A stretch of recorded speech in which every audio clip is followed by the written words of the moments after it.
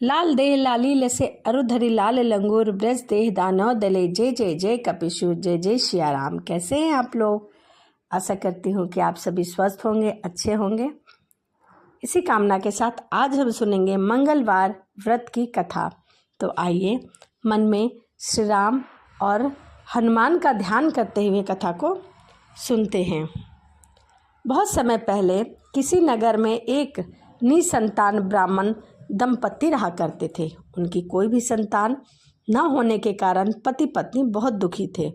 उनके यहाँ धन धान्य की कोई भी कमी नहीं थी, परंतु संतान न होने के कारण बहुत दुखी रहा करते थे। एक बार ब्राह्मण ने वन में जाकर बजरंगबली की पूजा करने का निश्चय किया। वहाँ जाकर उन्होंने विधि विधान से हनुमान जी की पूजा अर्चना की और उनसे पुत्र प्राप्ति की कामना की। इधर घर पर ब्राह्मण की पत्नी संतान पाने के लिए श्रद्धापूर्वक मंगलवार का उपवास करती थी।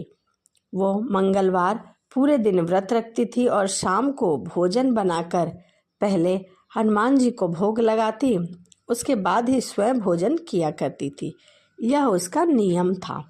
एक बार कुछ यूँ हुआ कि किसी कारणवश ब्राह्मणी व्रत करने वाले दिन भोजन न बना पाई और न ही वह हनुमान जी को भोग अर्पित कर सकी। उस दिन उसको बहुत दुख हुआ, क्योंकि उसकी कई सालों की तपस्या टूट गई थी। उसने निश्चय किया कि अब वह अगले मंगलवार को हनुमान जी को भोग लगाने के पश्चात ही भोजन करेगी, नहीं तो पूरा सप्ताह भूखे ही रहेगी। ब्राह्मणी लगातार 6 दिन तक भूखी प्यासी पड़ी रही और जब अगला मंगलवार आया तो उस दिन वह बेहोश हो गई। हनुमान जी की आस्था और लगन देखकर उस पर बहुत प्रसन्न हुए और उन्होंने वरदान स्वरूप ब्राह्मण की पत्नी को एक बालक दिया और कहा कि हे ब्राह्मणी, यह बालक बहुत तेजस्वी होगा और तुम पति पत्नी की खूब सेवा सत्कार करेगा। संतान पाकर ब्राह्मणी की खुशी का ठिकाना न रहा। मंगलवार व्रत के फलस्वरूप हनुमान जी ने ब्राह्मणी को पुत्र दिया, इसीलिए उस बालक का नाम मंगल रखा गया।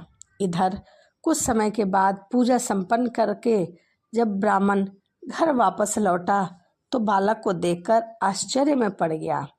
पत्नी से पूछा कि यह बालक कौन है? ब्राह्मणी ने कहा कि मंगलवार व्रत से प्रसन्न होकर भगवान हनुमान ने हमें यह